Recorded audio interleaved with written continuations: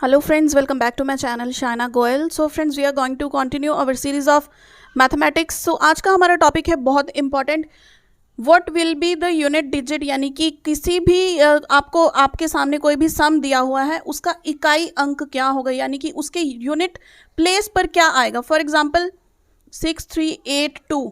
तो यहाँ पर जब हम कोई भी क्वेश्चन को सॉल्व करेंगे, कोई मल्टीप्लिकेशन है, एडिशन है, सब्ट्रैक्शन है, कितने मर्जी आपको नंबर्स दिए हों, पावर्स में दिए हों, तो उसको सॉल्व करने के बाद जो आंसर आएगा उसके यूनिट प्लेस पर यानी कि इकाई अंक पर कौन सा डिजिट होगा, ये हमको सॉल्व करना है. और इस पर एक क्वेश्चन आपको 100% आता है, चाहे आप CTET का पेपर दे लें या फिर आप PS टेट का दे लें या फिर आप किसी भी स्टेट लेवल का पेपर दे लें.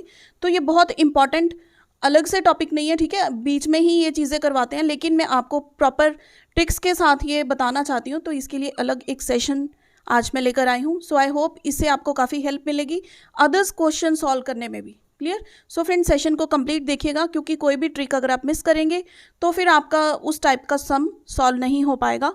And before I start with the session, अगर आप मेरे चैनल पर नए हैं तो इसे सब्सक्राइब कर ले और साथ ही में क्लिक कर दे बेल आइकन पर to get notifications of my latest uploads.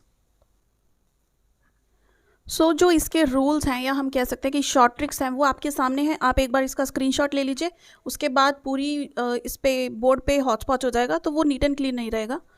सो देखिए, अगर आपके पास जो भी नंबर है उसके यूनिट प्लेस पर यानी कि इकाई अंक उसका 1 है, 5 है, 6 है या फिर 0, हम 10 लिखते हैं क्योंकि वो 10 का मल्टीपल हो, ठीक है.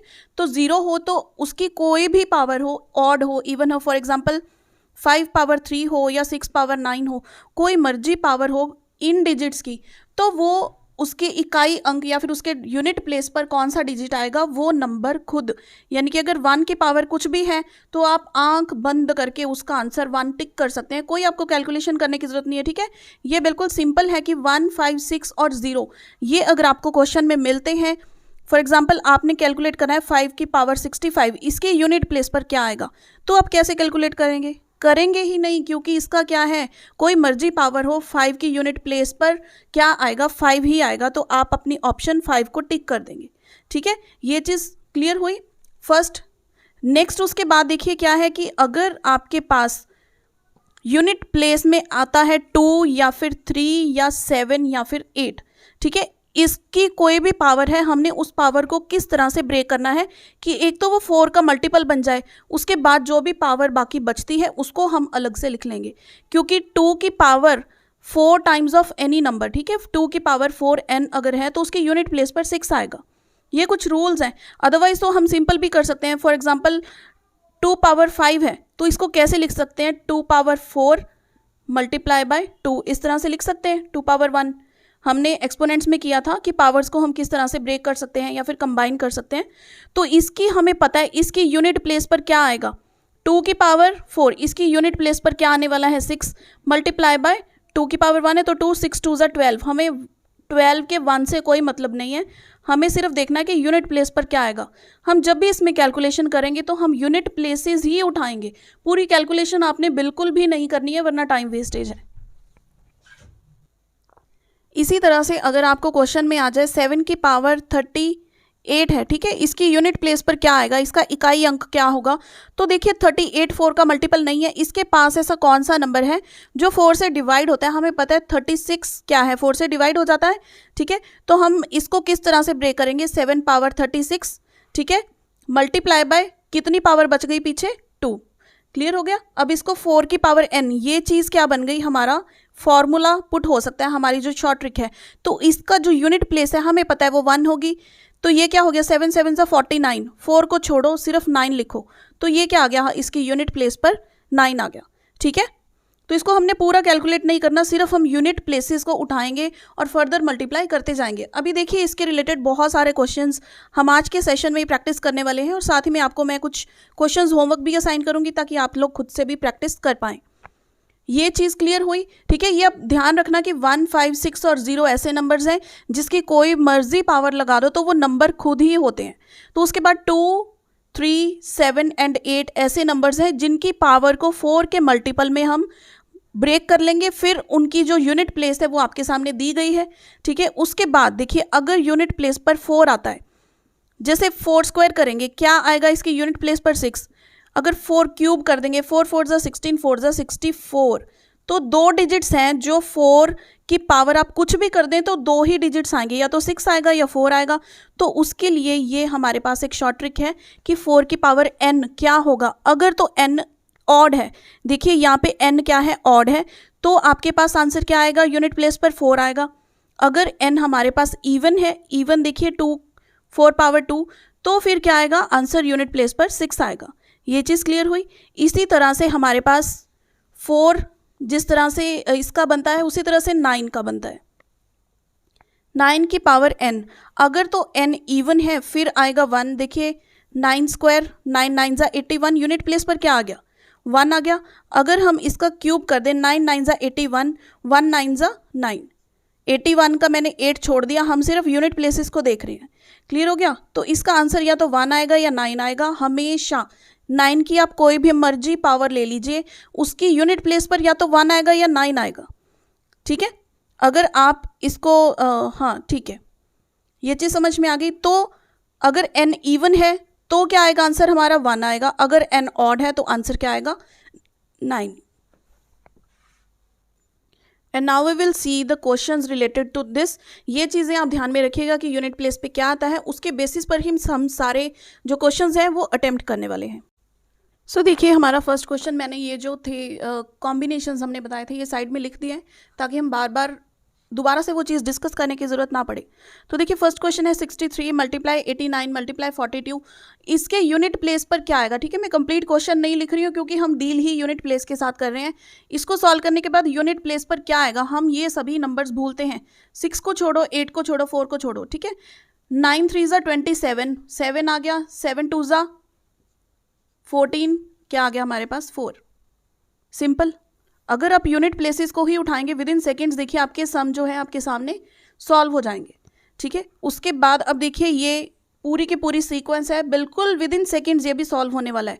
1 2 जा 2, 2 3 जा 6, 6 4 जा 24, 2 छोड़ दीजिए 4 रह गया, 4 6 जा 24, अगेन 4, 7 4 जा 28, 8 आ गया, 8 8 जा 64, 4 आ गया, 9 4 जा 32। तो फाइनल हमारा आंसर क्या आ गया, सॉरी 9 4 जा 36। ठीक है, तो यूनिट प्लेस पर हमारे पास क्या आ गया, यहाँ पर डिजिट ऑफ 6। नेक्स्ट क्वेश्चन देखिए, क्वेश्चन नंबर 3, 784 मल्टीप्लाई बाय 917, कितना भी बड़ा नंबर आ जाए हमने सिर्फ डील किसके साथ करना है, यूनिट प्लेस के साथ। 463, तो यहाँ पर देखिए 4 7 जा 28, 8 8 जा 64, 4 3 जा 12, तो 12 का 2 आ गया हमारे यूनिट प्लेस पर, यानी कि इकाई अंक इसका क्या हो गया, नंबर 2। चीज़ क्लियर हो रही है, ये किस तरह से करना है ये क्वेश्चन को, ये मेन चीज़ है। ठीक है, आप इस चीज़ को कंप्लीट मल्टीप्लाई नहीं करेंगे। इसकी शॉर्ट ट्रिक्स, एक तो जो मैंने आपको फॉर्मूलाज बताए हैं वो है, सेकेंड शॉर्ट ट्रिक क्या है कि इसको कंप्लीट सॉल्व नहीं करना, सिर्फ हमने इसके यूनिट प्लेसेस को उठा के उसके फर्दर मल्टीप्लिकेशन में यूनिट प्लेसेस जो आ रहे हैं उन्हीं के साथ डील करना है। ठीक है, और एग्जाम्पल्स देखते हैं थोड़ी कॉम्प्लिकेटेड वाली। सो नेक्स्ट देखिए क्वेश्चन नंबर 4 हमारे पास है 2 की पावर 99, इसके यूनिट प्लेस पर क्या आएगा। तो हमें पता है 2 की पावर 4n का फॉर्मूला होता है।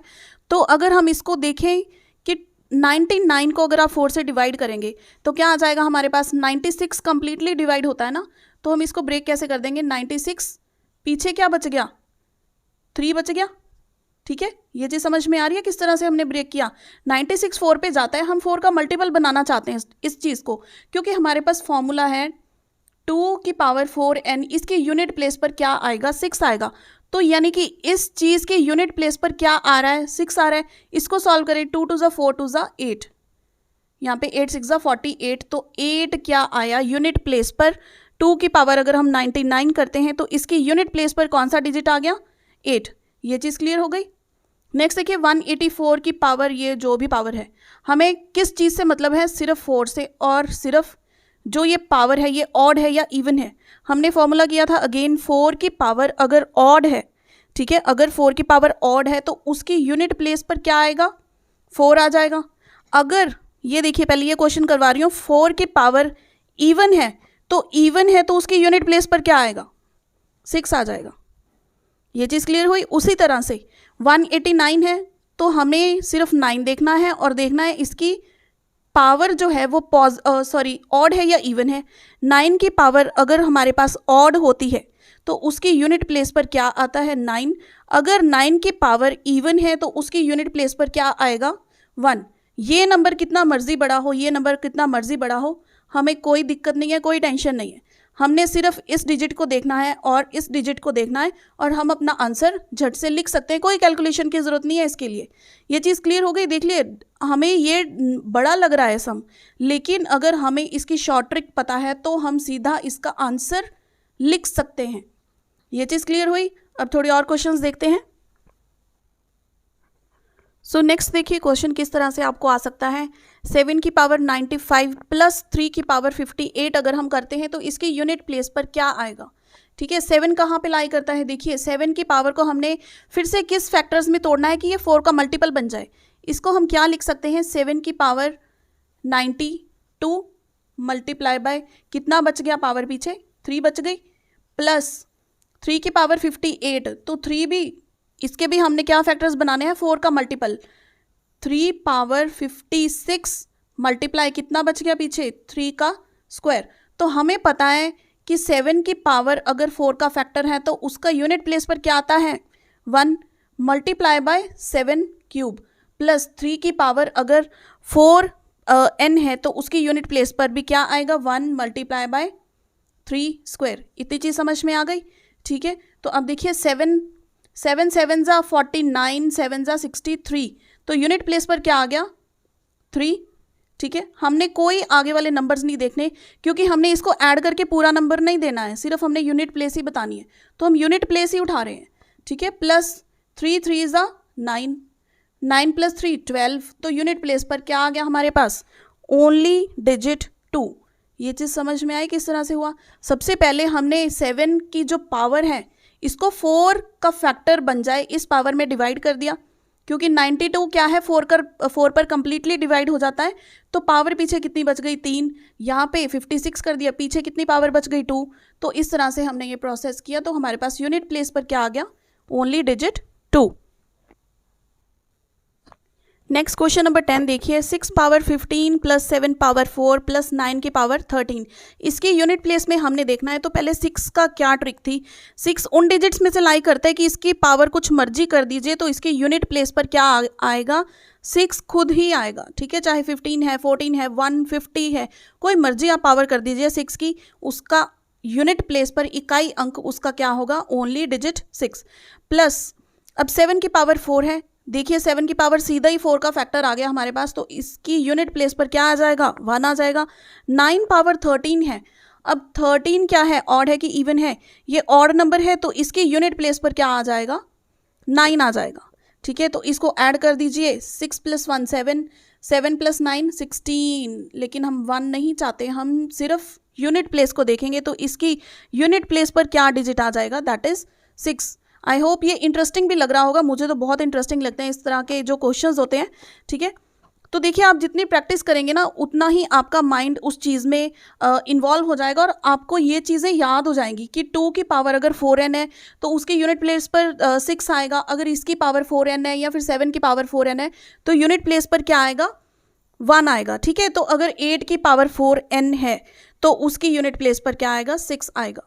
क्लियर हो गई ये चीज़, जितनी आप प्रैक्टिस करेंगे ना ये चीज़ें आपके टिप्स पर हो जाएंगे, बिल्कुल भी टेंशन लेने की जरूरत नहीं है इन चीज़ों के लिए।